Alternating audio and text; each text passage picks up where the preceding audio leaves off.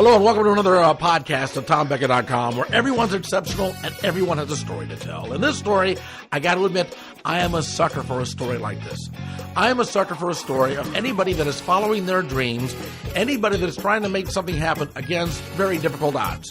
And boy, Erika is following her dreams and making things happen over some very difficult odds. First of all, she's a ballerina.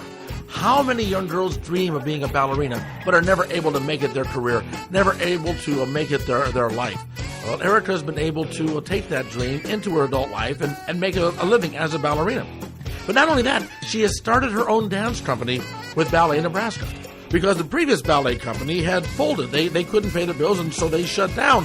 And Erika said, you know what, I think I can do a better job. I think we can make this happen. I think there is a market for this kind of dance.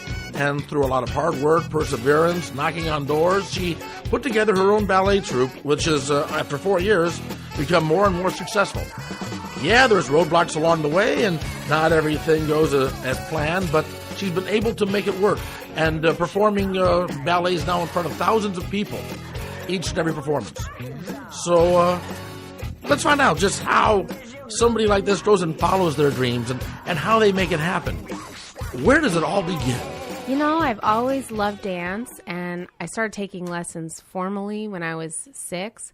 I didn't realize until I was, a teenager in high school and kind of trying to decide what was going to happen, what I was going to do.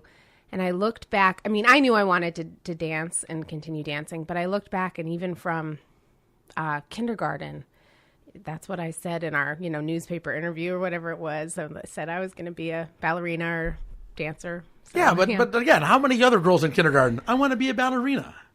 And you did it. Yeah. Well, did your parents, okay, when you start, now, okay, it's cute. Okay, I'm looking at this now. I'm trying to think of your family, right? Oh, it's so cute. It's so cute. She wants to be a ballerina. And then you get into high school and going into college, and it's like, oh my God, what, she wants to make a living as a dancer? No, be a doctor, get a career. Nobody can make a living as a dancer, right? I mean, did your parents try to talk you out of it, or did they support you, or?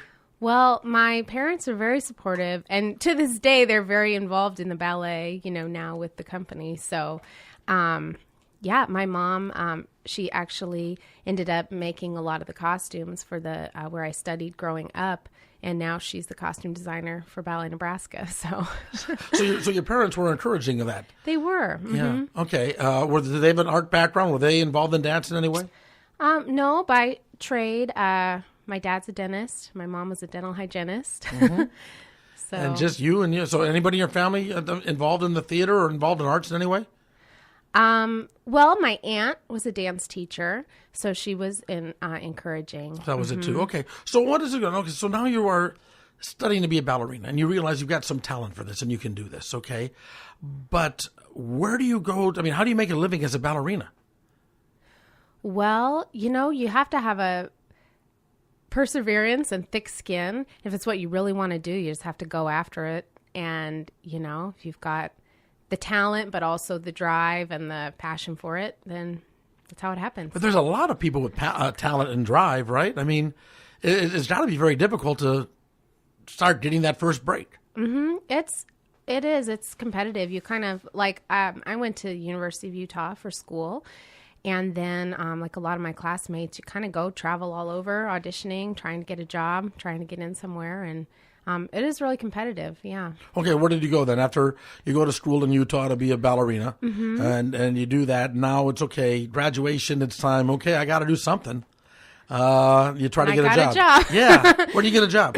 At Montgomery Ballet. Mm-hmm. Montgomery, Alabama. Mm-hmm. Yep. Well, of course, when you think of ballet, Montgomery, Alabama, first name that comes to mind. You got you got Moscow, Paris, and Montgomery. Really, Montgomery, Alabama? Mm-hmm. Yeah. For ballet? Yeah. Mm-hmm. Well, that ought to be a culture shock for you, going, from Nebraska to Utah, now to Montgomery, Alabama? Well, I'm originally from Iowa, so from the Midwest. Mm-hmm. But yeah, no, I loved the South. I loved Salt Lake. Love it here. Yeah. So what was it like as now? Were you an intern in Montgomery? Because that's sort of how it works too, right? Yeah. Usually you start off, get an apprenticeship mm-hmm. at first, and then you're hoping to get like a company contract. So you start off as an apprentice and you work your way up. Yep. Okay, and so you're an apprentice in Montgomery, Alabama. I don't know. I'm guessing it doesn't pay real well. No. So you do another side jobs to make ends meet. Yeah, I taught dance a lot, which is what a lot of ballet dancers do. So you are doing it, professionally. It's your full-time job. It's really hard to get that job, and you're lucky to get it. But then, then I taught dance. So you got to pay rent. At night. So you teach. Mm-hmm. So you teach dance. Okay. So from there, then you do Montgomery, and you're doing that for a while, and you build yourself up, and you end up back in Omaha. Or were there other steps along the way that you were doing ballet before you got back to Omaha? No, pretty much. Next, I came to Omaha. I did some dancing in Birmingham, then moved to Alabama, and then came to Omaha. Yeah. Now, what happened is that there was a dance company in Omaha before Ballet, Nebraska, and that you founded. There was a dance company in Omaha that was doing ballet, and they went under. Mm-hmm. Were you dancing with that company prior to forming Ballet, Nebraska? Yes, I was dancing with them for 6 years, and I was also choreographing a lot, and eventually became a resident choreographer, so that was fun. Okay, so resident choreographer, I would think, what does that mean? In other words, like I was a part of the Nutcracker, okay? When you choreograph, is that a situation where, like, if I'm going to play an instrument, I've got all the notes in front of me. I know what the notes are. This is what I do, and I can interpret it in some way, but these are what the notes are. If you're choreographing a presentation like the Nutcracker, is it basically just, okay, he brings the toy soldier on stage and do whatever you want? How does that work? No, it's pretty much planned, all the little details, even angling of the body and the timing with the music. And, sometimes when you're choreographing, working with professional dancers, you can have some freedom to say, I don't know, I want to see some sort of lift and make sure she's turning into it when you grab, and you can experiment and they can try stuff. But usually, when it's choreographed, it's pretty set. So if there's a set, whether it be, and again, my knowledge is so basic, whether it be like a Swan Lake or something like that, it's pretty much, here's the steps you do, here's what you do, and you can maybe improvise a little bit here or there, but this is basically what it is. You mean already existing? Yeah, I'm using the sheet music as an example here, or these are the notes, but as far as, like, do they say, okay, and here she does a high step and, stands on her toes. Again, I don't know what I'm talking about here.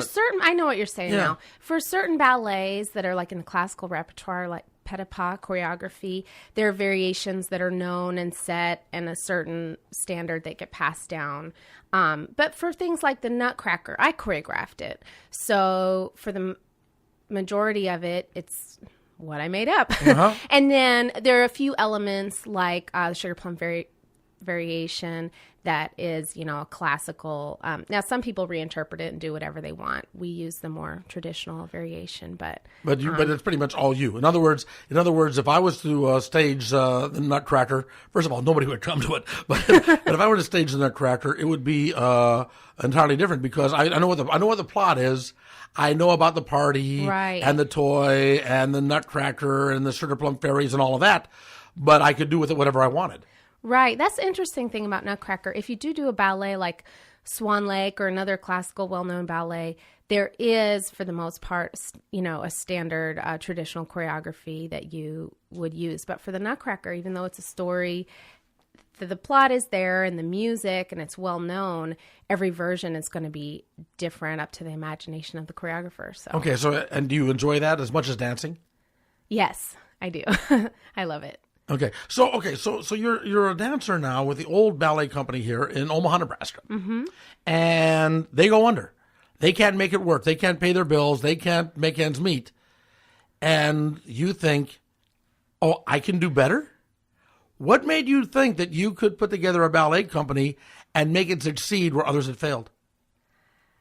I thought you might ask me that, and I don't know how to answer because I don't know exactly what it was. I just thought that it was such a shame. I thought that there should be a ballet company here, and I thought, well, somebody should try. I could try and, what's the harm in trying? And then it just, has just continued from there. It's been...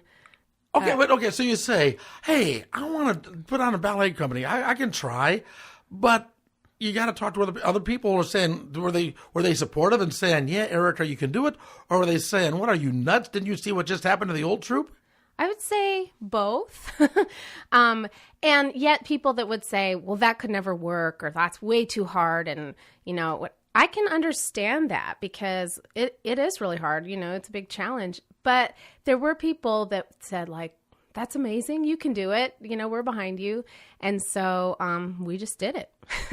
How do you go about starting a new ballet troupe?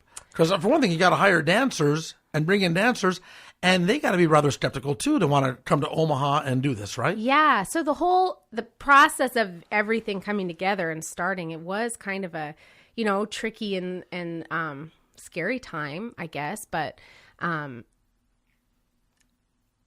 we knew we needed to start an organization. So we filed incorporation papers, nonprofit, had to get a board, figure out about that. I didn't know any of that stuff at the time. I've had like an incredible education over the last few years learning all the different aspects of basically running a nonprofit. But, so we started there and then started fundraising right away because we can't really contract dancers and everything until we've got some funding behind us. And then once we thought, okay, we're going to make this a go, we, offered contracts to the dancers. And how do you go about fundraising? who do you go to fundraise for something like this? Do you find just hoity-toity rich people that want to support the arts? How do you go about getting the money for something like this? Well, when we first started, we really went to people that, we knew or that knew us, or even, friends and family and whatever. And it was a lot more of a grassroots thing with people sending in donations. And but then once you start getting a little bit more established, then you can start writing grants and stuff. So, but even that, you have to develop sort of a, I don't know if reputation is the right word, but you have to sort of develop yourself to where the grant makers know that you're going to pull for real. Through. Yeah. So, and not just some flaky dancer. So making that happen, us just saying, hey, we're going to have a company. Isn't that great? Give us money. They kind of have to see you for real doing it. So, so there's that. And then, we've continued to develop. So you got to start off small, I would imagine. You do. Yeah. I mean, well, in a way, but yet we knew, I guess, by the time we started in the opening production, wanted to show people that, artistically and what we're about, it was something serious and of value and of quality. So, okay, so you start getting the funds and you start getting support, mm-hmm. and little by little you develop a fan base, an audience base, and it starts growing. Mm-hmm. Yeah. What about some setbacks along the way? There had to be some obstacles you had to overcome. It's not just okay. We got some money, we got some dancers. Now we're being successful. There had to be some real obstacles along the way to get to where you are now. Yeah. I would say like the biggest challenge, in starting an organization, is that there's only tiny amount of people, and a lot of work to be done. And so it's just having enough time to do everything. Like, I really enjoy all the different aspects, of course, dancing, choreography, and all that stuff. But also, the marketing stuff is interesting, the grant writing, the fundraising. Like, I think it's amazing that people really do care about what you're doing and will write you a check and say, hey, you're doing a good thing. Like, keep doing that. I think that's really cool, right. That what we do inspires people to support us that way. I feel the same way about this podcast, actually. So I can appreciate that. Yeah. So I enjoy all those things.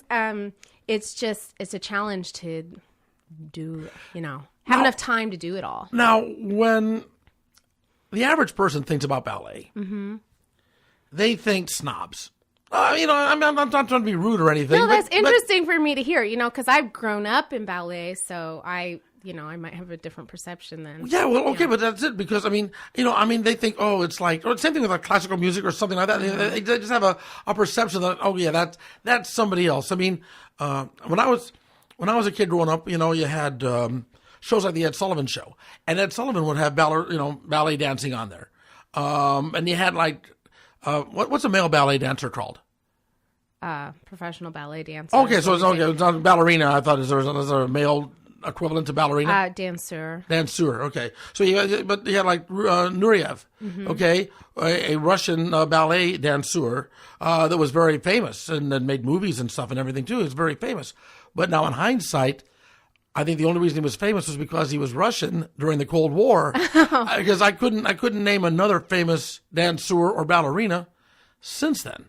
You know, in pop culture, are there ballerinas out there or dancers out there that are just incredibly famous and popular that me and my little insulated world just don't know about?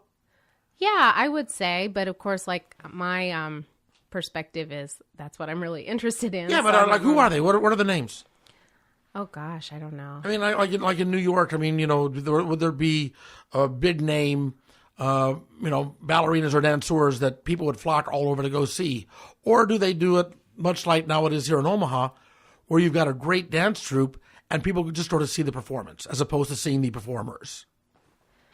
I think it's probably a mix, but I would say that, you know, whether it's a internationally known company, you know, with kind of stars that are known around the world, or like a really great company that's in any city, people do tend to follow certain dancers, you know.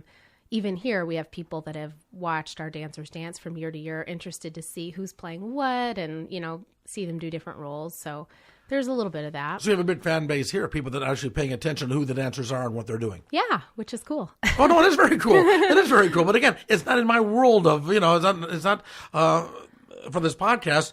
I was asked to be on a part of the Nutcracker. I was asked to do a walk-on part. I basically played a rich aristocrat with a hot trophy wife, was basically what it is at this party. And I just walked around and acted rather pompous and everything. And that's what I did. And it was, you know, typecasting. So I just walked on stage and I was amazed by the people that I met. Because I had this image of ballet being, again, snooty perhaps. And everybody was like just so genuine and so nice and so down to earth. I'll admit, I was surprised in that. Yeah, well, I'm really happy to hear you say that because, well, I know in our company, we love what we do. We have a great time. Like, we work together. It's fun. We work hard, but like, I don't know. That was the other thing. I was expecting like petty jealousies and backstabbing. I was expecting that sort of a thing. Like, oh, look, yeah, she got that part, but she's not that good. You know, I can do that better. I was expecting like some snide remarks behind the scenes, and either I just didn't hear them, or they were covering up very well, or they just weren't there. You know, I mean, because what I heard and saw, everybody did seem to be very supportive of everybody else. Yeah, I think that's one of the things I really like about our company is I feel like the culture of our company, I think part of it comes from we're so grateful that it's succeeded and that we're here. And a lot of the dancers we had were here from the first year.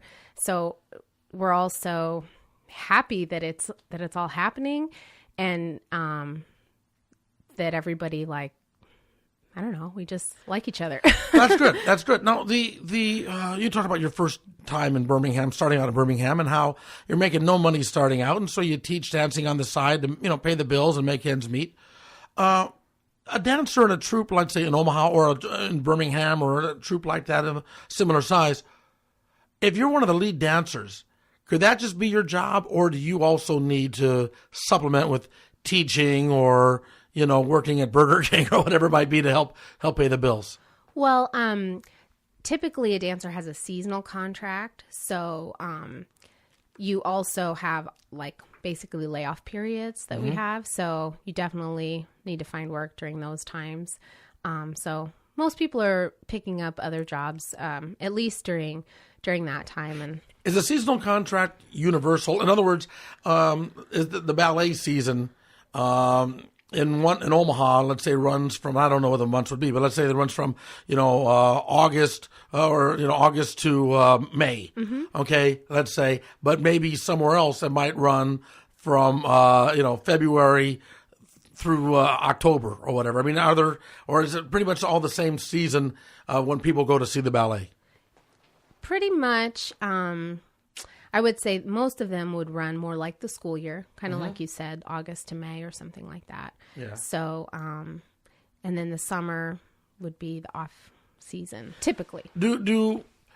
Once a dancer's with a troupe, whether it be the one here or anywhere else, do they tend to stay with that troupe, or is it a situation that's like, okay, yeah, I'm doing well in Omaha. I want to see now if I can get with a bigger market. I want to see if I can do the St. Louis Ballet, or if I can do the Chicago Ballet or something like that. Everybody trying to get better jobs, or do people tend to find themselves, I got a nice gig here. I'm enjoying this and stay here? Well, it probably depends on the environment that they're in. I mean, certainly dancers sometimes will, have one job, and if they're looking to move somewhere else, I mean, they might audition and move on. But with our company, I think it's been really cool. We really have had mainly the same people that want to stay and continue and be a part of it. So I think when you got a good thing going, you don't want to give that up. Good. What is it about dance that speaks to you? Well, I mean, you say you've enjoyed it since you were a kid. But what is it that, I mean, I'm watching these dancers. It's so fun, Tom. It really is. No, I've tried to dance. It's not. It's painful. It hurts. It's it's awkward. You don't like to dance? I got the white when man's, music comes on. I got the white man's overbite, and I get on that dance floor and that sort of a thing. But if you try to do anything coordinated, I can't do it. I just can't do it. I've tried. I failed miserably. Well, I know what you mean, because sometimes, most ballet dancers, we do train in a lot of different styles of dance, because you should be well-rounded and be able to, be versatile. But if you're, say, in a class that's over your head in a technique that you're not so hot at, it is intimidating and uncomfortable and stuff. So I can see that if you're just not, you just don't have enough experience in it, how it could be that way. But, for me and for all of us in our company, ballet is like another second language to us. Is that your favorite dance? Or would you rather be doing jazz or something, some other form? Well, ballet is sort of the, the foundation, and it's definitely a favorite. But I like other styles too. That's probably, the primary one that I work with. But a lot of times in my choreography, I mean, not so much for the Nutcracker. That's more toward classical ballet, but I like to do barefoot stuff, a little bit jazzy stuff. I tend to like jazzy music. Yeah, because you've also formed another troupe, some animal thing. I saw that. What is that? Oh, that's Party Animals. That's the new ballet I'm working on. It's really fun. It's all 60s music and all animals from the African savannah. And, they're kind of 60s, out for night, going to the lounge, the club. But I thought ballet was all classical stuffy stuff, no? No, yeah. And that's what you were going to say, too, about the whole snooty thing. Yeah. What we're trying to... By the way, I also know friends of mine that play in the Omaha Symphony and that, and they're not snooty or stuffy either, but I'm just saying the impression yeah, is... No. So, a lot of the stuff we actually do, pop stuff or fun stuff, funny stuff. It can be really entertaining, so you don't have to... if you're interested or curious to go to the ballet... should try it out, because I bet people will be surprised to find out it's impressive, the athletic stuff that people can do, but also the music, and there can be humor and a good story. And so, how long can you do that? You talk about the athleticism. I mean, athletes only have a certain lifespan. What's the lifespan of a dancer? Depends. But, I would say most people would at least probably retire by the time they were 40, but, some people retire in their 20s, 30s. So kind of just depends on your life course. Your ability and your desire to keep on doing it. Because I would imagine that, an athlete, that there is some pain involved. I would imagine that, stiff muscles, torn ligaments, injuries, things like that too, right? Yeah. There is, it's not all gruesome and horrible, but there is a certain amount of, pain that you just tolerate and put up with. But you also have to be smart and take care of things, take care of your body. And, we have a physical therapist that comes in and works with us every other week. It sees people to try to treat things before they get too far gone, because you always have a little something bugging you. Sure, yeah. Yeah. Yeah, okay. Now, let's talk about this. I just had this weird thought, which is not unusual for me. Okay, so I know, right now, I mean, you're married and everything, and got your family, but when you're, single, and you tell somebody that you're a dancer, Well, you can't say that. Yeah, I mean, that's just it. It'd be like, okay, yeah, hey, yeah, you're in college. What are you? Well, I'm a dancer. Oh, really? Yeah. I don't know. What do you mean you can't say that? Well, most people say, I would always say, like, I'm a ballet dancer. Because otherwise they think, oh, you're working the pole. Yeah. Yeah. Yeah. So you'd have to qualify it to begin with, just to make sure they understand. So are there other things that, like, do people say strange things to you when they find out that you're a ballet dancer? I mean, I could imagine, like, somebody just coming up to you and saying, oh, it's like some 400-pound, woman, I wanted to be a ballerina or something like that. You know what I mean? Well, do strange things happen as a ballet dancer? I wouldn't say, I mean, strange things. There's certain questions we get a lot. Like, we'll do little performances and then have a Q&A after, and everybody wants to know what we eat. We always get that one, and people ask how old you are, which I'm like, oh, that's interesting. How old are you? What do you eat? Yeah. Okay. So, Yeah. Oh, that's got to be part of it, though, too. I mean, the diet and everything's probably got to be a part of it because, you don't think of, like you say, fat ballerinas. I mean, you've got to really watch your figure and watch your body, right? Yeah. I mean, you just have to stay in good shape. But, I mean, if you're dancing professionally, you're dancing, pretty much daily. So you take class every morning. That's an hour and a half. Then you rehearse all day. And then, likely you teach or do something, in the evening. So, does it get tedious? You're burning a lot of calories. Does it get tedious? I mean, you say you dance an hour and a half a day working on it. Does it get old and tedious? Oh, no. Really, it doesn't. Class is great. I mean, and for me, now, because I have a lot going on too, running the company, classes, unless it's one of those days where I've just got to like go out and make a phone call or check for something, it's like the only time in the day where I can actually just focus on, class, like doing the steps. And it's nice. It's like the only break I get. So is it like a spiritual experience for you to be doing that? I don't know. It's just something, that you do. It as a professional dancer, it's part of your, daily routine. It's how you, class is like you're warming up your body and preparing it for the rehearsal day. But in dance, I mean, you're always trying to get better. You're always trying to improve your technique. So you never are just going through, I mean, hopefully the motions rote, even though you know what's going on and everything else, you're always trying to like just tweak things and get better and like always watching other dancers, not to, like you were saying, not to say like, who's better in this and that. More to say, like you can watch and you can see somebody, oh God, they have a great jeté. What are they doing that makes that look so good? Oh, I think they're doing this. I want to try that, so kind of a process like that. What the hell did you just say? A great what, jeté? Jeté. It's a leap. Jeté. Someone has a really stellar leap and then you say like, what are they doing that makes that look good? That's where the whole snooty image comes from. You couldn't just say leap. You got to say jeté. Okay, okay. Well, French. The vocabulary of ballet is French. I barely speak English, so yeah. Really, we're just saying, bend, stretch, leap, jump. Okay, cool. So what is next now? Okay, what is next for dance itself? I mean, every industry right now is dealing with a changing environment. With digital and everything, people's entertainment, they do it differently. I mean, does that affect dance, or is dance just so classical that you don't have to worry so much about, technology and digital age and new ways of doing things?